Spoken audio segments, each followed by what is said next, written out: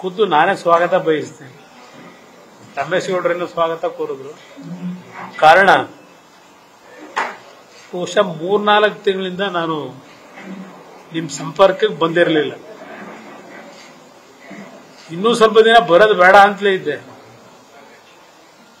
ಆದರೂ ಮನಸ್ಸು ತಡಿತಾ ಇಲ್ಲ. ಬಹುಶಃ ನೀವೆಲ್ಲ ನಾನು ಮೌನಕ್ಕೆ ಶರಣಾಗಿರ್ತಕ್ಕಂಥದ್ದು ಈ ಸರ್ಕಾರ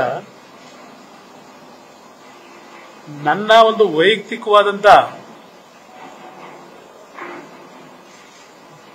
ವ್ಯವಹಾರಗಳಲ್ಲಿ ಕಾನೂನು ಬಾಹಿರವಾದಂತ ರೀತಿಯ ವ್ಯವಹಾರದಲ್ಲಿ ಇನ್ವಾಲ್ವ್ ಆಗಿದ್ದೇನೆ ಅಂತಕ್ಕಂಥ ಒಂದು ವಾತಾವರಣ ಸೃಷ್ಟಿ ಮಾಡಕ್ ಹೊರಟಿದ್ದಾರೆ. ಅದರ ಮುಖಾಂತರ ಏನೋ ಕುಮಾರಸ್ವಾಮಿನ ಎದುರಿಸಿರಬಹುದು ಅಂತ ನೀವು ಅನ್ಕೊಂಡ್ಬಿಟ್ಟಿದ್ದೀರೇನೋ ಗೊತ್ತಿಲ್ಲ. ಒಂದು ನೋವಿನಿಂದ ನಾನು ಹೇಳಬೇಕಾಗತ್ತೆ, ಇವತ್ತು ನಾನು ತಮ್ಮ ಮುಂದೆ ನನ್ನ ಭಾವನೆ ಹಂಚ್ಕೋಬೇಕಾದ್ರೆ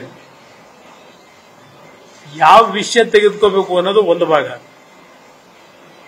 ಇನ್ನ ನನ್ನಲ್ಲಿ ಇರತಕ್ಕಂತ ಮಾಹಿತಿಗಳನ್ನ ನಾನು ಎಲ್ಲ ಒಂದೇ ದಿವಸ ಹೇಳಲಿಕ್ಕೆ ಹೋದ್ರೆ ಬಹುಶಃ ನಾಳೆ ಬೆಳಗ್ಗೆವರೆಗೂ ಕೂರಿಸ್ಕೋಬೇಕಾಯ್ತದೆ.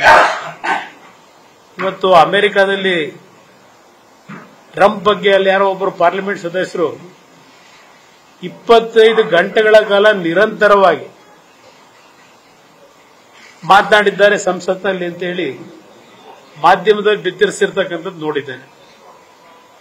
ಬಹುಶಃ ನಾನು ಹಲವಾರು ವಿಷಯಗಳನ್ನ ಪ್ರಾರಂಭ ಮಾಡಿದ್ರೆ ಆ 25 ಗಂಟೆನ ಮುಂದೆ ಆ ದಾಖಲೆ ಮುರಿತಕ್ಕಂಥದ್ದಕ್ಕೆ ಇವತ್ತು ನಮ್ಮ ರಾಜ್ಯ ಇಂಥ ಒಂದು ಅಧೋಗತಿಗೆ ತಂದು ನಿಲ್ಲಿಸಿದ್ದಾರೆ.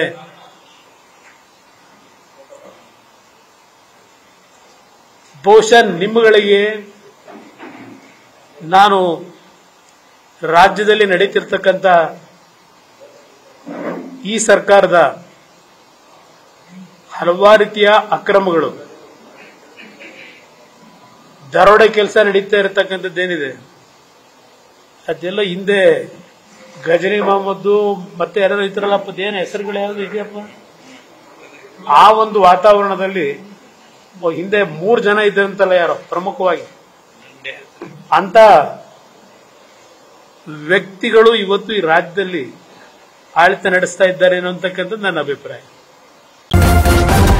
ನ್ಯೂಸ್ ಫಸ್ಟ್ ನಿರ್ಭೀತಿಯಿಂದ ನಿಮ್ಮ ಪರವಾಗಿ.